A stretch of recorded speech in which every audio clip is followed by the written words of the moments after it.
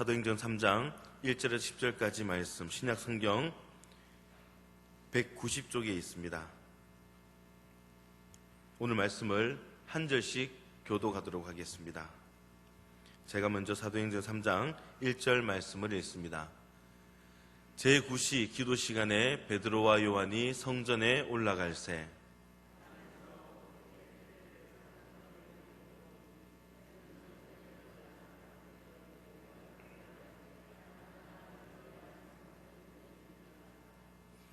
그가 베드로와 요한이 성전에 들어가려 함을 보고 구걸하거늘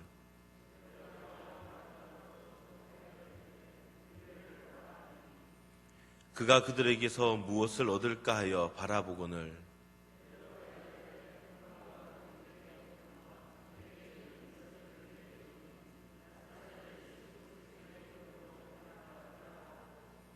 오른손을 잡아 일으키니 발과 발목이 곧 힘을 얻고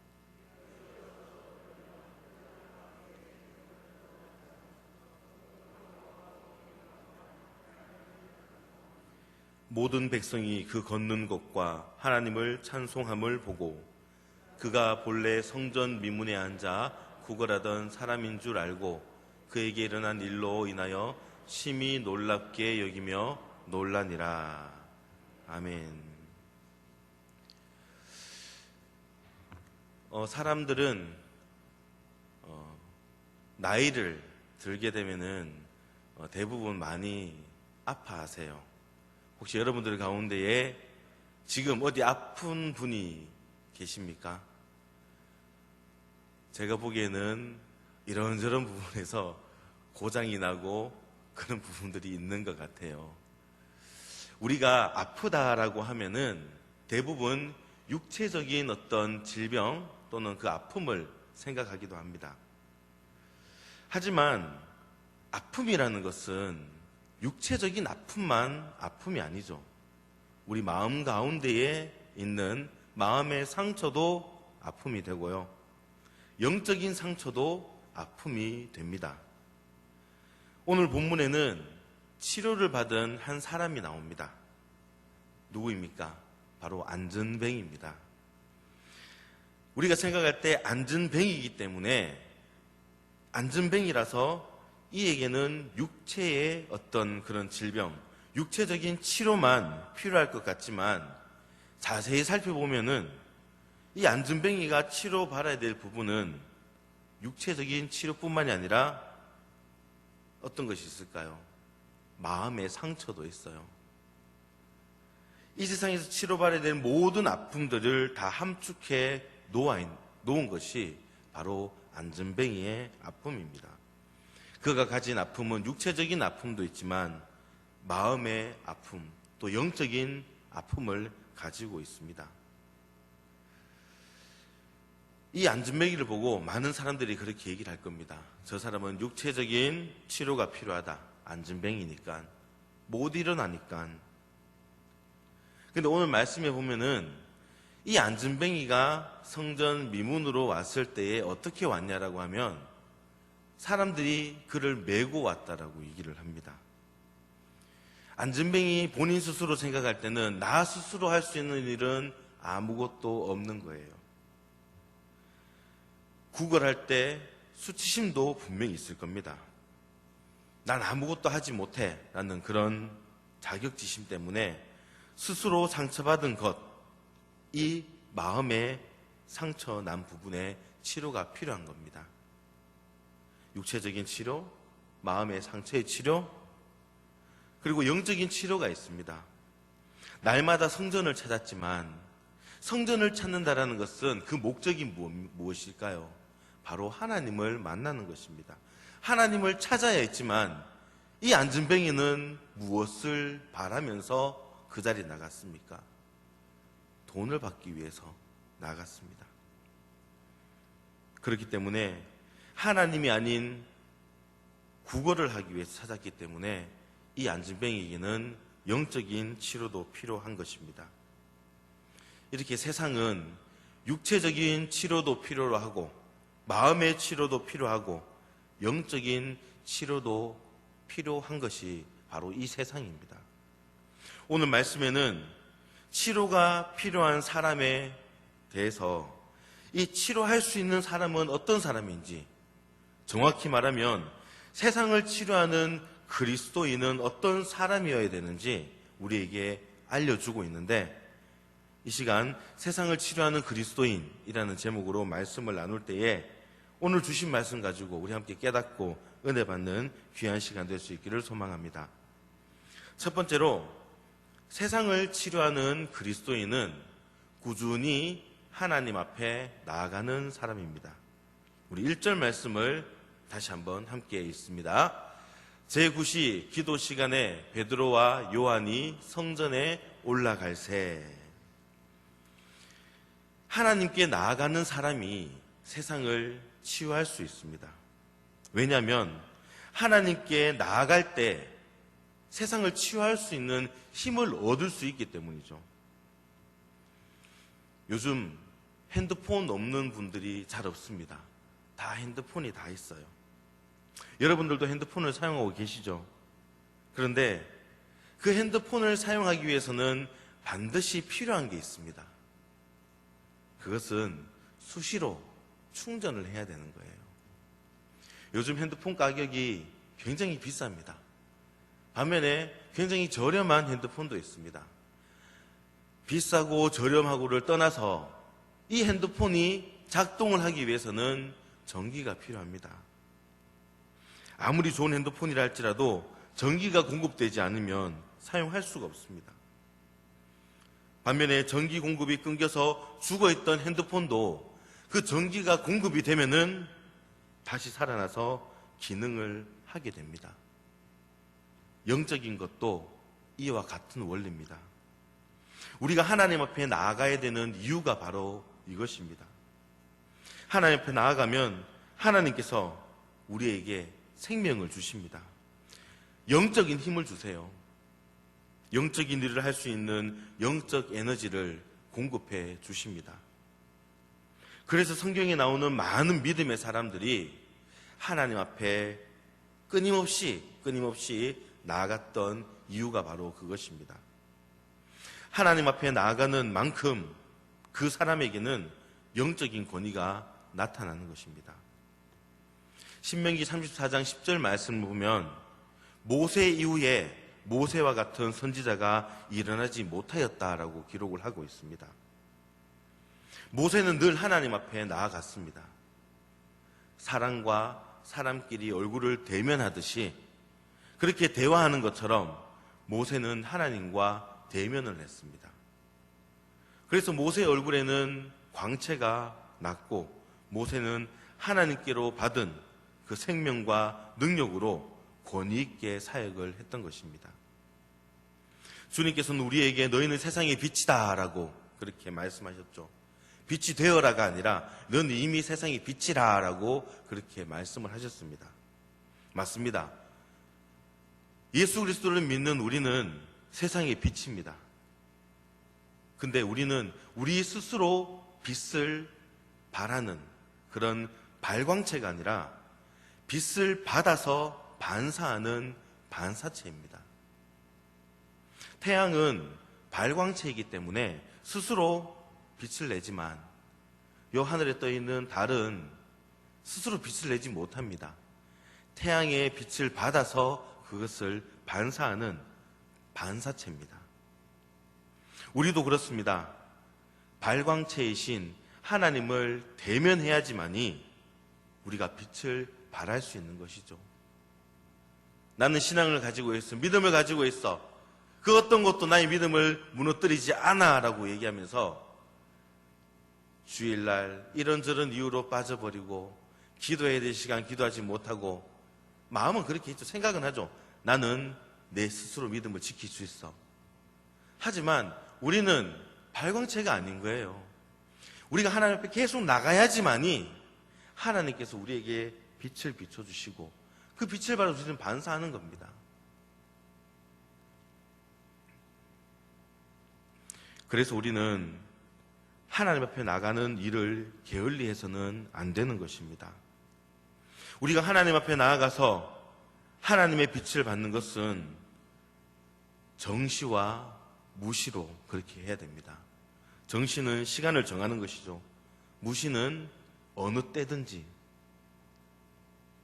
시간을 정해놓고 일정하게 하나님 앞에 나아가는 시간을 가져야 되고, 또 무시로 어느 때든지 하나님을 찾으며 하나님 앞에 나아가야 합니다.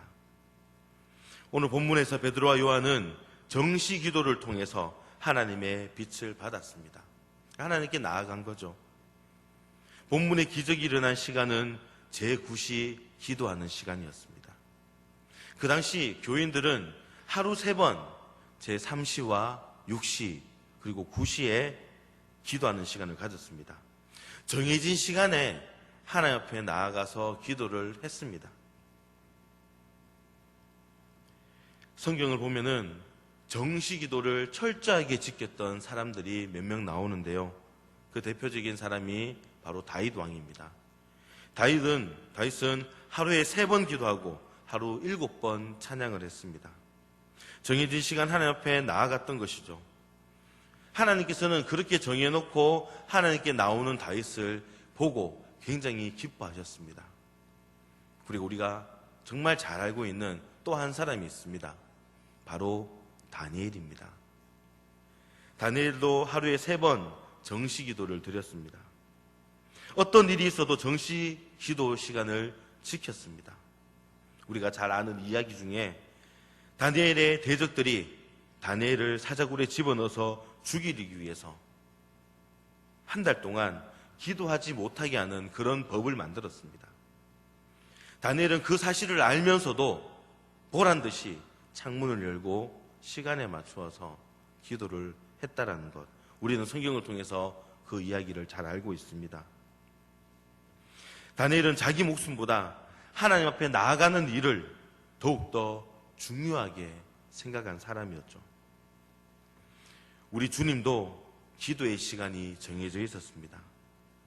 새벽 미명이면 일어나서 기도하셨고, 밤이면 습관을 따라서 산으로 가셔서 기도를 하셨습니다. 하나님과 만난다는 것, 하나님의 대면한다라는 것, 정시 우리가 시간을 지켜서 이것을 해야 됩니다. 또한 정시에 우리가 기도하는 것 못지않게 중요한 것이 바로 무시로 기도하는 것입니다. 모든 순간순간 하나님과 교제를 나누는 것이죠. 제가 어렸을 때 저희 큰애 삼촌하고 같이 일을 하거나 그렇게 할 때에 항상 차를 타면서도 기도하시고, 또 신호등 서서라도 또 기도하시고 계속 기도하는 것을 봤어요. 아마 여기 계신 분들 가운데서도 정시에 기도하시는 분들도 계시겠지만 무시로 때때로 순간순간 기도하시는 분들이 많을 거라고 저는 생각합니다. 성도들에게 일을 할 때에도, 밥을 먹을 때에도, 길을 걸어갈 때에도, 사람을 만날 때에도 하나님께 기도함으로 교제하는 것, 이것이 바로 무시로 기도하는 것입니다. 우리의 신앙생활은 교회에 와서만 예배 드리는 것, 이게 신앙생활이 아니죠. 우리의 삶 모든 순간이 다 신앙생활이기 때문에 우리는 무시로 기도를 해야 되는 것입니다. 다시 말씀드리지만 세상을 치유하는 데에는 내 능력으로 할 수 있는 것이 아닙니다. 하나님이 주신 능력으로 가능한 것입니다. 하나님께서 주시는 그 은혜로 가능한 것이죠. 그러므로 우리는 기도로 꾸준히 하나님 앞에 나아감으로 하나님 주시는 영적인 힘을 얻고 세상을 치료하는 저와 여러분 될 수 있기를 소망합니다. 두 번째로, 세상을 치료하는 그리스도인은 우리를 보라라고 말할 수 있는 사람입니다. 우리를 보라라고 얘기하는 것, 당당함을 의미하는 것입니다. 오늘 4절 말씀을 함께 보겠습니다. 베드로가 요한과 더불어 주목하여 이르되 우리를 보라 하니, 이 말을 우리를 보라, 나를 봐라, 이게 잘못 이해를 하게 되면은 교만처럼 들리게 됩니다. 교만처럼 들리게 되죠. 사도 바울이 고린도전서 11장 11절에서 한 말씀 보면은 내가 그리스도를 본받는 자가 된 것 같이 내가 그리스도를 본받는 자가 된 것 같이 너희는 나를 본받는 자가 되라. 그러니까 내가 잘났으니까 내처럼 이렇게 해야 돼. 그게 아니에요. 내가 그리스도를 본받는 자가 된 것처럼 여러분들도 그렇게 하셔야 된다라고. 당당하게 그렇게 얘기를 하는 겁니다. 그리스도를 본받는 이 모습을 당신들도 본받으십시오. 사람들 앞에 부끄러움 없이 살았기 때문에 이런 말을 할 수가 있는 것입니다. 만약 자신의 삶이 의롭지 못하고 자신을 통해서 하나님을 보여줄 수 없다면 그렇게 말할 수 없는 겁니다. 영적인 원리도 이런 것입니다. 세상을 변화시키려면, 세상을 치유하려면 먼저 믿은 사람들이 변화된 삶을 살아야 됩니다. 10년, 20년, 30년 신앙생활을 하고서도 하나님을 믿는다고 하면서도 그 믿는 자답게 변화되지 못할 때, 믿는 자답게 구분되는 삶을 살지 못할 때 나를 보라고 말할 수 없는 것입니다. 우리가 주님의 말씀대로 살지 못하는데 세상을 향해서 우리처럼 살라라고 말할 수가 없는 것입니다. 그렇기 때문에 세상을 치료하려면 먼저 믿는 우리가 진리에 따라 살아가야 되는 거예요. 세상 사람들은 우리 그리스도인들이 말하는, 우리가 말하는 그 하나님을 보는 것이 아닙니다. 세상 사람들이 뭐 알겠어요? 어떻게 압니까, 하나님을? 우리가 사는 것을 통해서 그들은 하나님을 발견하게 되는 것입니다. 그렇기 때문에 우리가 세상을 치료하려면 먼저 하나님 말씀대로 살아야 하는 것입니다. 그렇게 살아갈 때에 우리는 당당히 우리를 보라라고 말할 수 있는 것입니다. 우리 모두 그렇게 당당하게 우리를 보라라고 말할 수 있는 그런 삶을 살 수 있기를 소망합니다. 예수님을 믿고 변화된 나의 모습을, 우리의 모습을 제대로 보여줄 수 있기를 소망합니다. 세상을 살아갈 때 욕심 나는 것도 많이 있겠죠. 아니, 내가 가만히 있으면은 손해 보는데, 내가 먼저 손 내밀고 땡기지 않으면은 내 거 없는데, 그래도 너무 욕심내지 말고 길을 갈 때에도 양보하고 좋은 것이 있으면은 나누고, 가식적인 말투에서 진짜 사랑이 넘치는 그런 말을 건넬 수 있기를 소망합니다. 나의 변화된 삶을 통해 당당히 주님을 전할 수 있는, 세상을 치료하는 저와 여러분들 되시기를 소망합니다. 마지막으로 세 번째, 세상을 치료하는 그리스도인은 확신을 가지고 예수 그리스도의 이름을 주는 사람입니다. 오늘 말씀 6절 말씀을 함께 읽습니다. 베드로가 이르되 은과 금은 내게 없거니와 내게 있는 이것을 내게 주노니 나사렛 예수 그리스도의 이름으로 일어나 걸으라 하고. 아멘. 안진뱅이는 무엇을 얻을까 하면서 성전 민문에 앉아서 지나가는 사람들을 바라봅니다. 베드로와 요한을 바라보고 있는데, 이 베드로와 요한은 안진뱅이가 원했던 돈을 준 것이 아니라 예수 그리스도의 이름을 주었습니다. 그리고 안진뱅이는 돈으로 주고 살 수 없는 놀라운 일을 경험하게 되죠.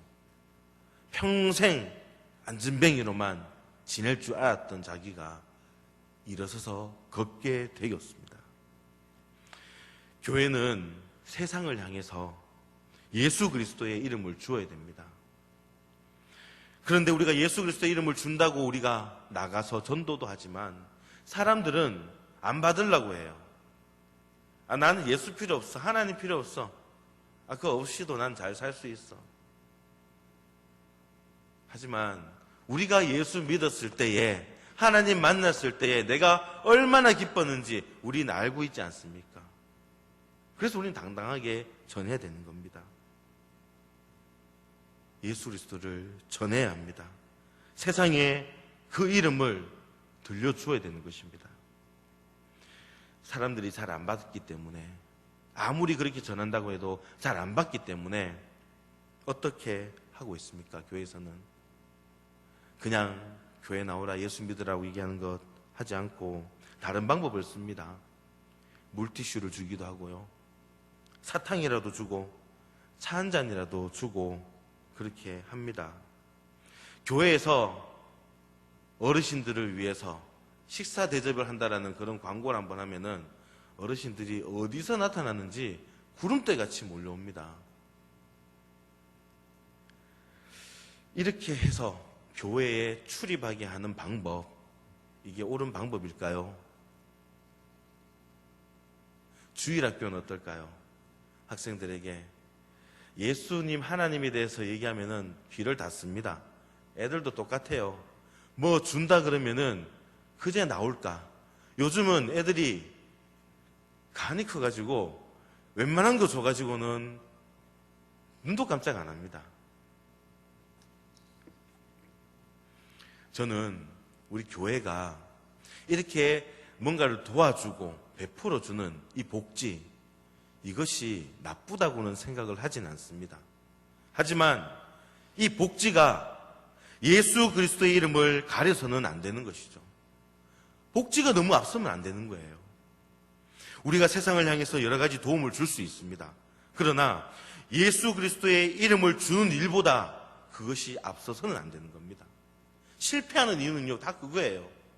아니, 사람들을 교회에 모으고 오게 하는 것, 그냥 되는 건 아니지 않습니까? 뭔가를 해야 되는데 자꾸 그런 세상적인 방법만 찾다 보니까 예수 그리스도의 이름을 주는 것은 뒤로 한 채 다른 것만 자꾸만 내세우는 거예요. 그렇게 하면 어떻게 되죠? 교회 전도잔치 할 때 그 한 주만은 사람들이 꽉 찹니다. 근데 한 주 딱 지나면은 어디 어떻게 사라진지 다 사라지고 텅텅 비어요. 예수 그리스도를, 그 이름을 주어야 된다라는 것. 그런 부분에서 예전부터 우리가 전도를 할 때 그래도 항상 했던 말이 있습니다. 뭘 주더라도 이런 말을 합니다. 예수 믿으세요. 예수 믿고 천국 갑시다. 어떨 때는 이런 말을 하는 게 부끄러워요. 그래서 그냥 차 한 잔 드세요 라고만 얘기하고, 그거는 올바른 방법이 아닙니다. 차 한 잔 주더라도 예수님 이름을 전해야 하는 것이죠. 이런 말을 할 수 있는 이유는 먼저 믿은 우리가 무엇이 진짜인지, 예수님 믿는 길이 진짜 사는 길이라는 그런 확신을 갖고 있기 때문에 우리 그렇게 전할 수 있는 것입니다. 오늘 베드로가 오늘 말씀처럼 그렇게 말할 수 있었던 이유는 베드로는 그 이름의 권세를 확신했기 때문입니다. 예수 그리스도의 이름에는 권세가 있습니다. 왜냐하면 예수 그리스도는 하나님의 아들이시며 영원하신 하나님이시기 때문입니다. 예수 그리스도는 천지의 창조주이시고 천지 만물의 운행자이십니다. 예수 그리스도는 만왕의 왕이고 주이십니다. 그분의 이름에 권세가 있는 것입니다. 하나님 아버지께서는 예수 그리스도에게 하늘과 땅의 모든 권세를 주셨습니다. 빌립보서 2장 9절에서 10절까지 말씀 함께 읽겠습니다. 이러므로 하나님이 그를 지극히 높여 모든 이름 위에 뛰어난 이름을 주사 하늘에 있는 자들과 땅에 있는 자들과 땅 아래에 있는 자들로 모든 무릎을 예수의 이름 앞에 꿇게 하시고. 아멘. 예수 그리스도의 이름만큼 높은 건 없습니다. 높은 이름은 없습니다. 그분의 이름만큼 위대한 이름은 없습니다. 예수 그리스도 안에 생명이 있고 능력이 있습니다. 예수 그리스도 안에 치료가 있고 참된 행복이 있습니다. 그 이름 안에 천국이 있고 영생이 있습니다. 그러므로 세상의 모든 것을 가졌다 할지라도 예수 그리스도의 이름을 갖지 못한다면 그 사람은 불행한 사람입니다. 세상적인 것은 소유하지 못했어도 예수 그리스도의 이름을 가지고 있다면 그 사람은 복된 것이죠. 이 세상 살아가는 그 모습들을 다 보십시오. 분명 나보다 훨씬 더 많은 것을 가지고 세상적인 지위도 높은 사람들이 있는데 그 사람들이 행복한가? 내가 행복한가? 물론 나도 물질의 어려움 때문에, 육체적인 고통 때문에 힘든 순간이 분명히 있습니다. 하지만 우리는 우리 안에 무엇이 있습니까? 예수 그리스도의 능력의 이름이 있는 것입니다. 그래서 그들보다 좀 못한 그런 삶을 살아가지만 행복한 겁니다. 반면에 그들은 다 가졌지만, 다 가진 것처럼 보이지만 별로 좋은 이야기를 듣지 못하는 게 요즘 세상이죠.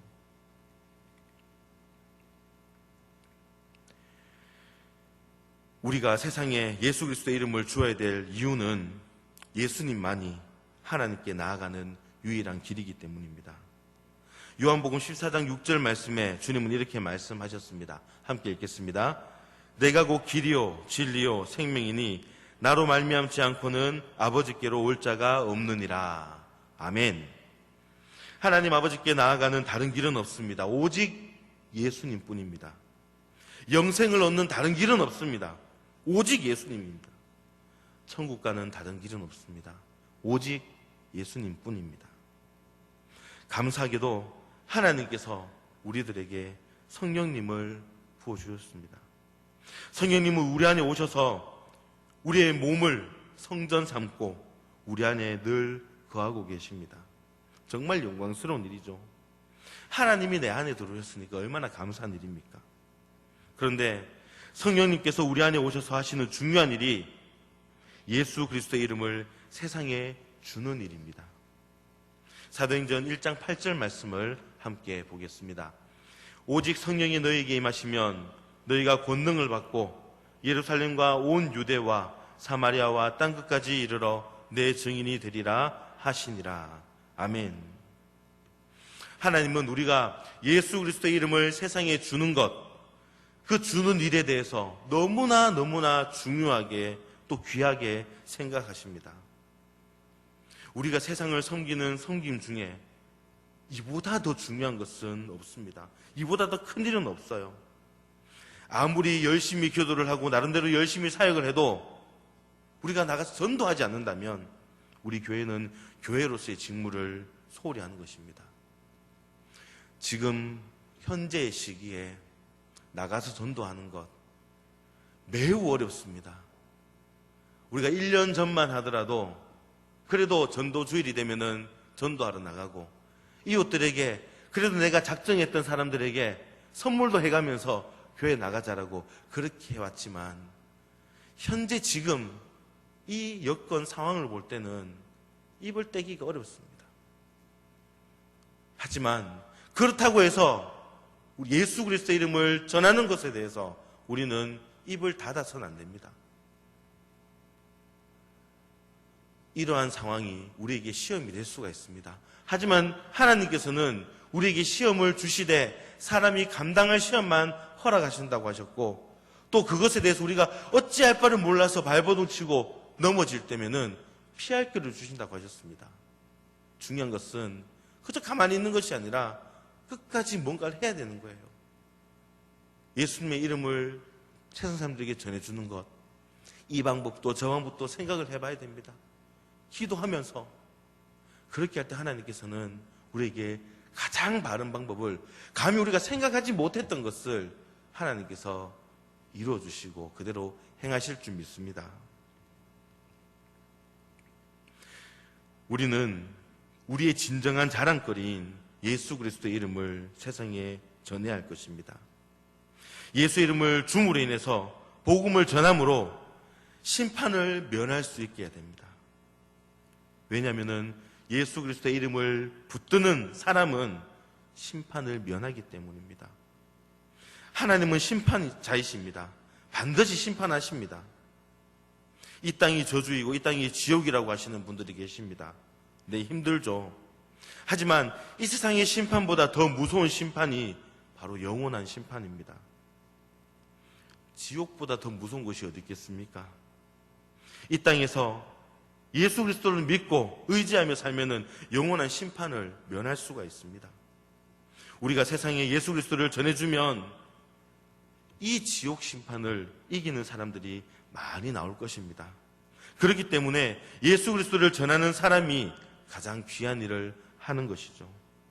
이제 우리는 예수 그리스도의 이름을 자랑해야 합니다. 부지런히 그분의 이름을 자랑해야 됩니다. 그것이 하나님이 기뻐하시는 일이고 그것이 세상을 치유하는 일입니다. 그렇게 할 때에 우리 또한 하나님께 큰 복을 받게 되고 사람들에게는 가장 착한 일을 행하는 우리가 되는 것입니다. 혹시 여러 가지 환경들 때문에, 여건들 때문에 닫혀져 있던 예수 이름을 전하는 그 일에 대해서 닫혀져 있다면은 하나님, 내 마음을 다시 한 번 더 움직여 주셔서 예수 그리스도를 전하는, 세상을 치유할 수 있는 나 자신이 되게 해달라고 끊임없이 기도할 수 있기를 소망합니다. 하나님께서 이 땅 가운데 우리를 보내신 이유가 있습니다. 우리를 통해서 이 땅에 복음이 전해지기 위해서입니다. 세상을 변화시키는데 다른 사람이 아닌 바로 나를 사용하시기를 원하십니다. 그러므로 우리는 기도로 꾸준히 하나님 앞에 나아감으로 영적인 능력을 얻고 먼저 믿고 변화된 경건한 우리의 모습을 당당하게 보여주므로 예수 그리스도의 이름을 전하는, 세상을 치유하는 저와 여러분들 될 수 있기를 주님의 이름으로 축원합니다.